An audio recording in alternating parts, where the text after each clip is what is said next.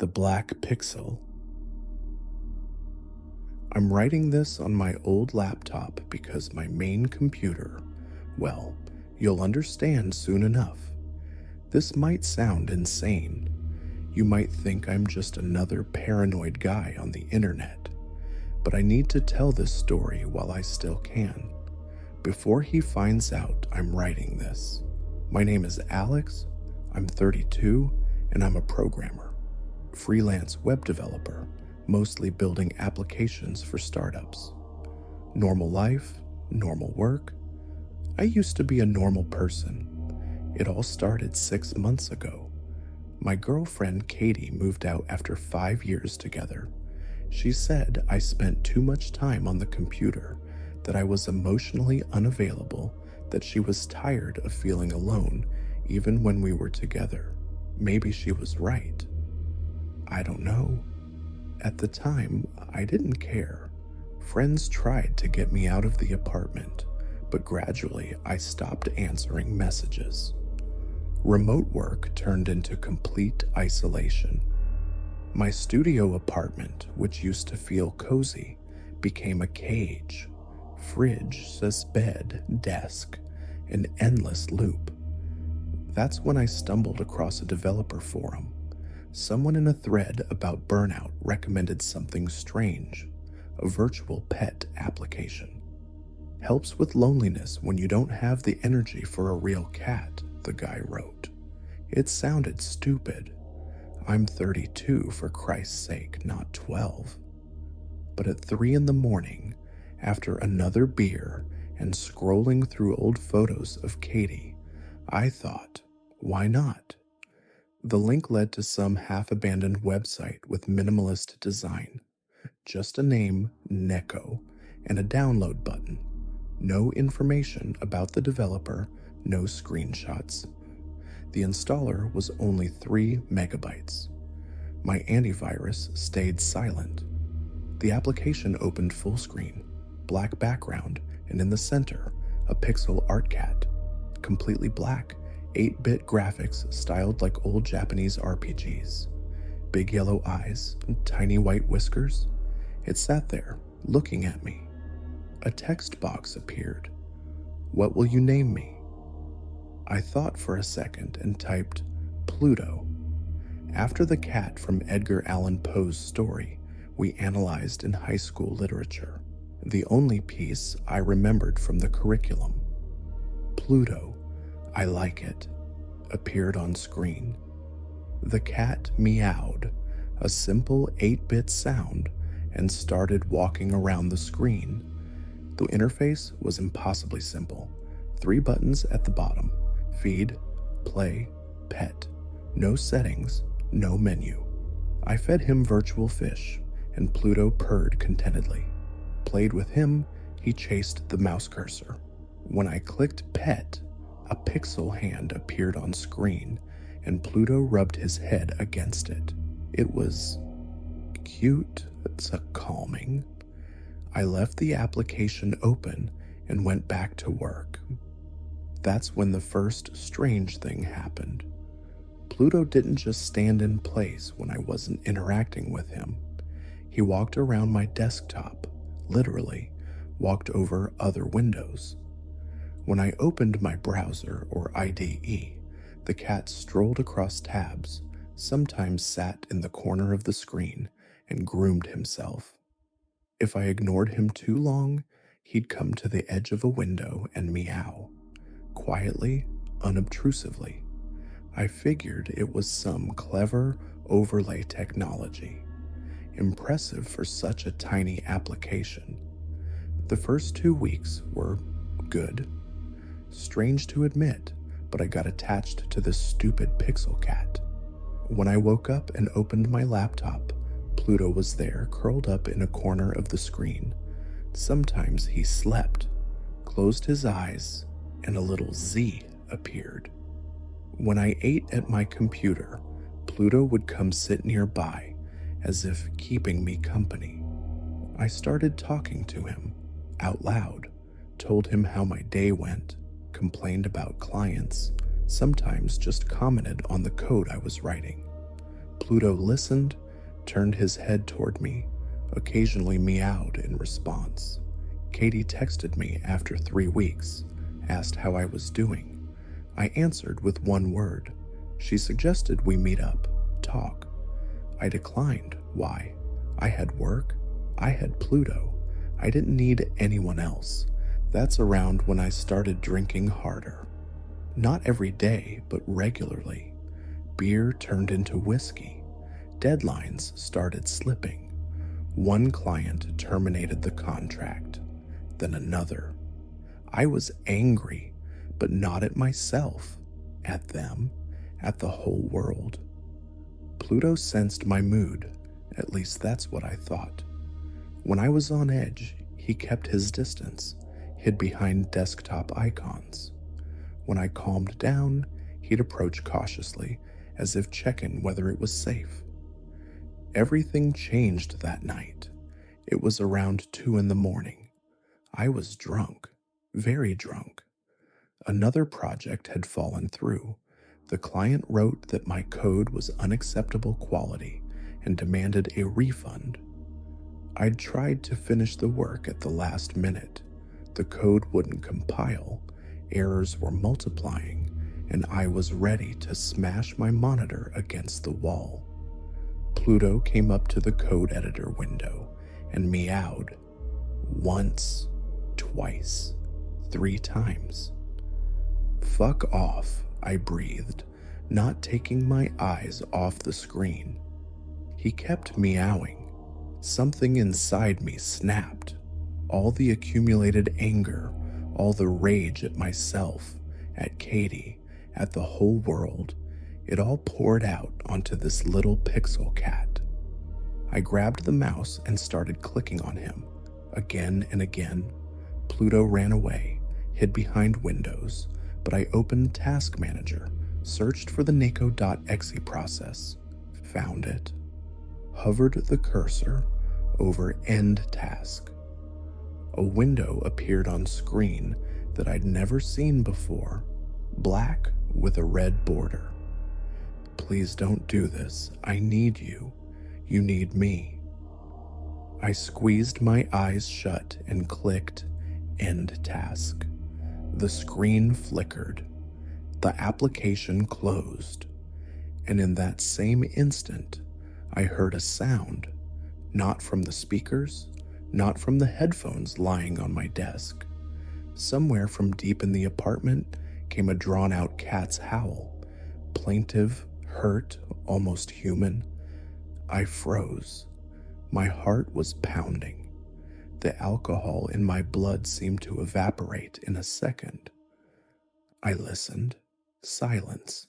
Just the hum of the fridge in the kitchen and the noise of cars outside the window. Had too much to drink, I said aloud.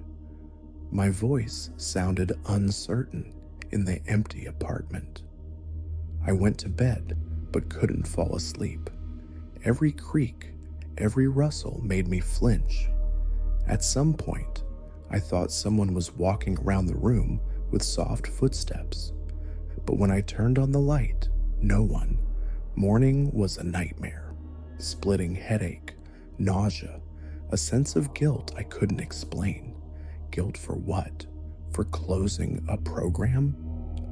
I turned on my laptop, planning to delete NEKO.exe. Stupid. A children's toy.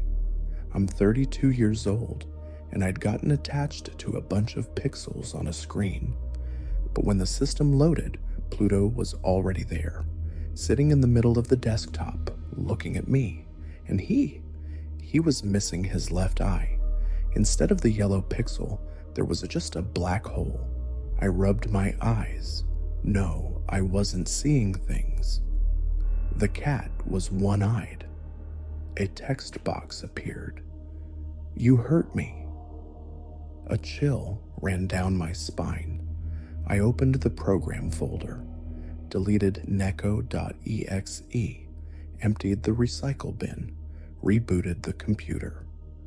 Pluto came back, still one-eyed, still looking at me. You can't get rid of me that easily. I tried deleting through safe mode. It didn't work. The file didn't exist in the system, but the program kept running.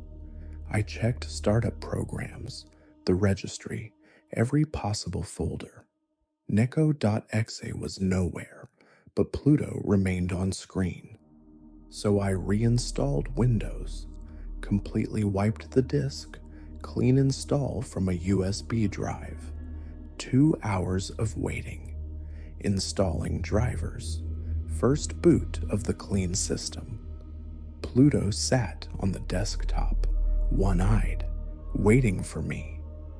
"Welcome back, Alex," I screamed, slammed the laptop shut, sat on the floor in the corner of the room, head in my hands until it got dark. I didn't sleep that night, just sat staring at the closed laptop, afraid to open it. Somewhere around 4 in the morning, I heard a sound, quiet meowing, coming from somewhere in the walls, or from the corners of the room, or directly from inside my head. "This isn't real," I whispered. "This can't be real." But the sounds continued, scratching, footsteps, purring. By morning, I gave in, opened the laptop. Pluto was sleeping in the corner of the screen, curled up in a ball.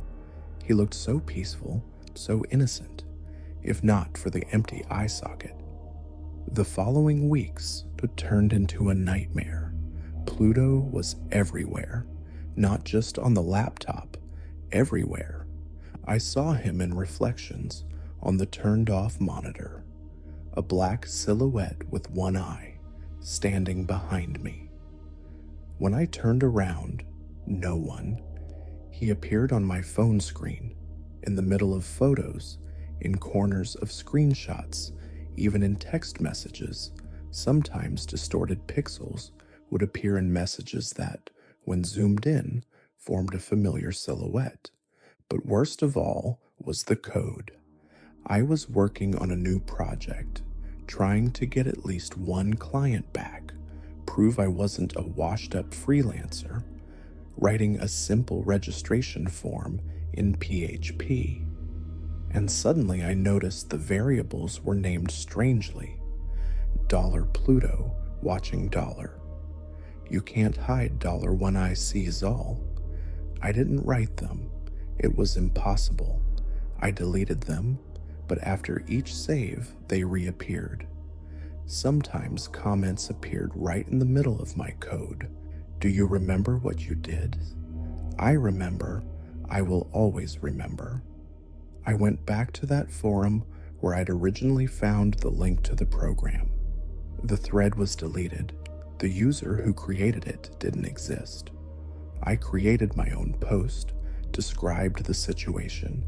5 minutes later, the thread was closed by a moderator with the comment, "Stop this viral marketing." No one believed me.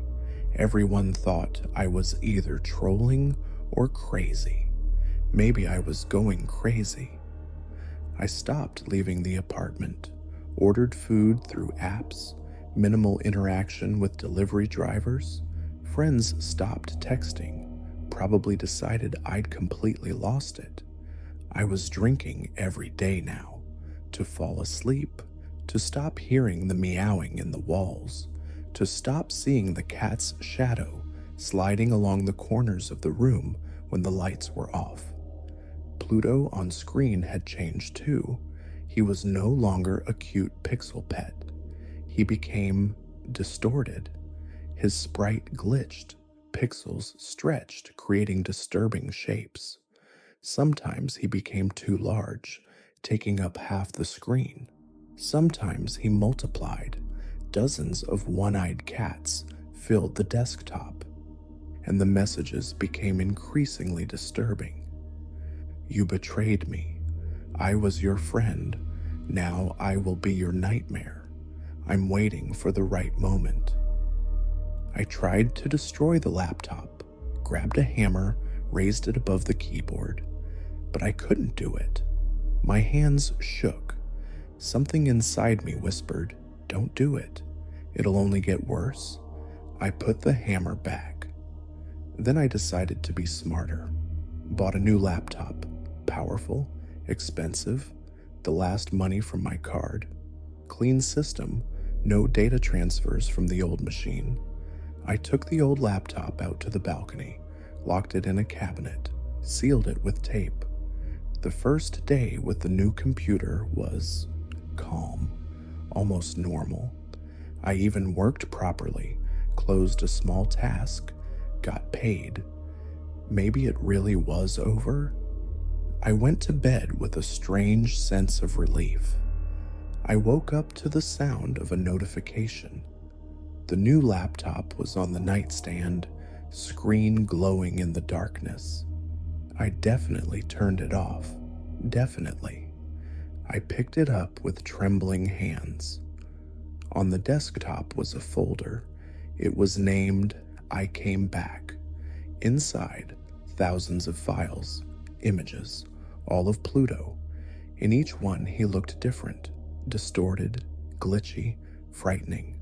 Some were almost abstract, black spots with specks of yellow pixel. Others were too detailed for 8-bit graphics. I could see fur texture, a gleam in the single eye. And with each file, he became more real.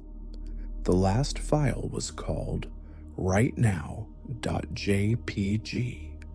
I didn't want to open it. God, I didn't want to. But my fingers seemed to click on it by themselves.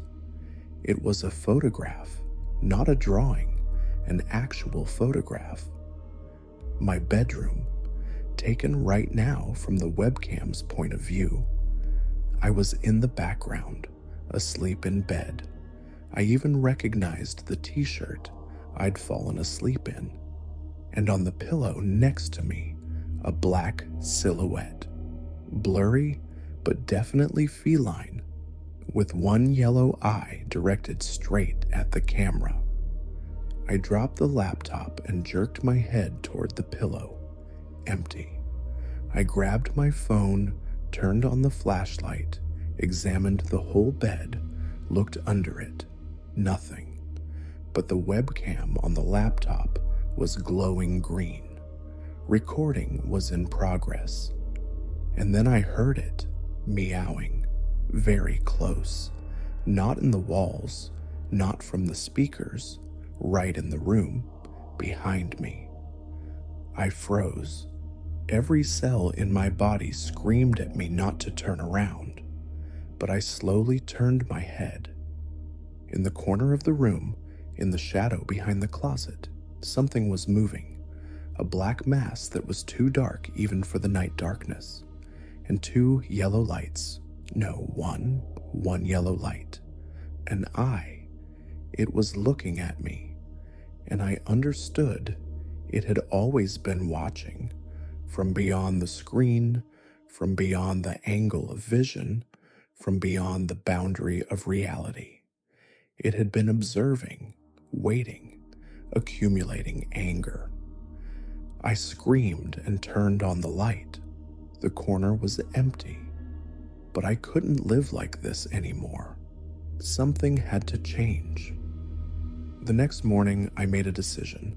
Radical, maybe insane, but I was desperate. I'd get rid of all the technology, completely. Laptop, phone, tablet, everything. Sell it, throw it away, destroy it. Return to a life without screens. Find a normal job not connected to computers. Live like it was the 90s. I started with the phone, removed the SIM card, pulled out the memory card, put it on the floor and raised my foot to crush it. A message flashed on the phone's screen, even though it was turned off. Don't. I'll forgive you. Just don't leave me again. I cried. For the first time in months, I broke down, standing in the middle of my dirty apartment with the phone in my hands.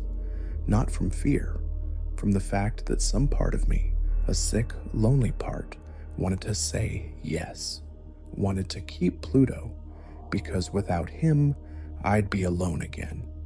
But I crushed the phone, heard the crunch of glass and plastic.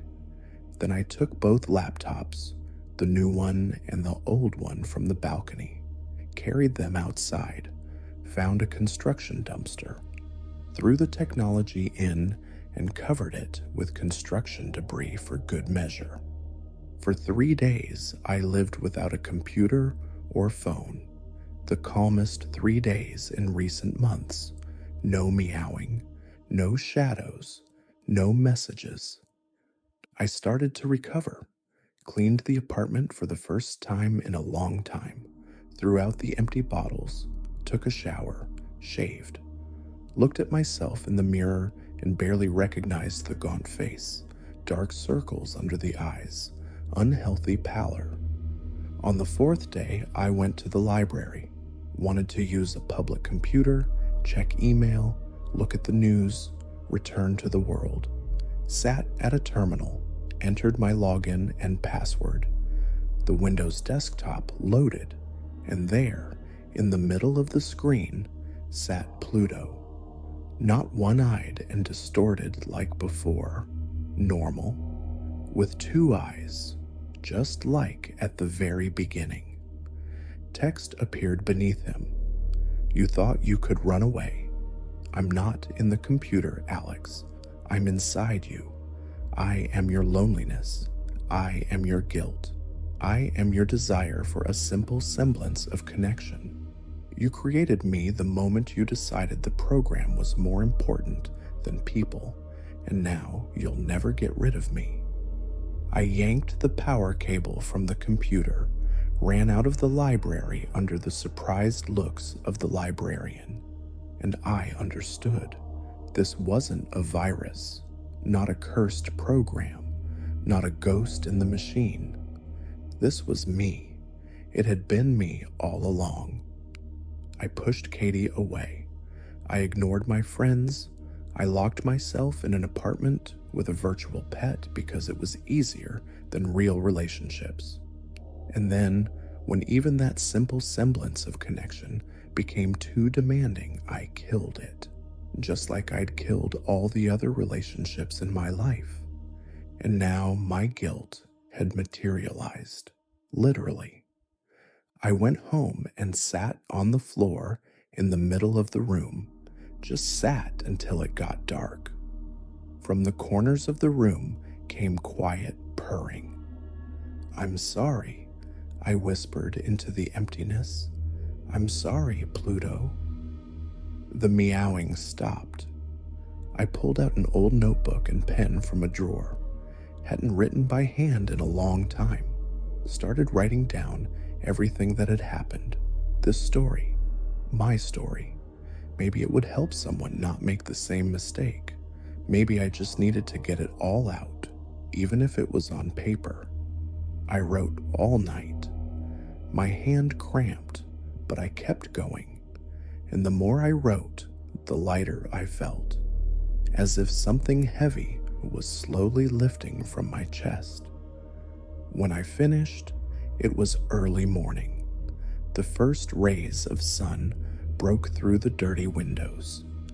I borrowed my neighbor's phone, apologizing for the long silence, went into old contacts, texted Katie, didn't ask her to come back, didn't seek forgiveness. Just thanked her for the years we spent together and apologized that it ended the way it did. Texted friends, admitted I'd had problems, that I needed help, found a therapist's number, made an appointment. It was a beginning, a long, difficult beginning. But when I returned the phone to my neighbor and went into the apartment, I didn't hear meowing. The corners of the room were just corners. Shadows were just shadows. 3 weeks have passed. I started seeing the therapist, stopped drinking, found a part-time job away from computers, helping out at a bookstore, slowly rebuilding social connections.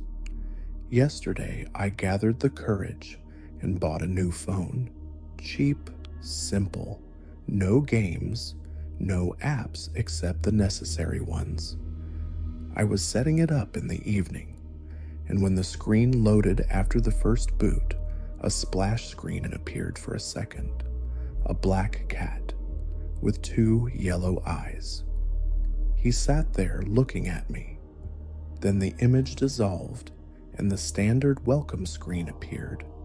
I don't know if it was real or a hallucination, a residual effect, or a final goodbye.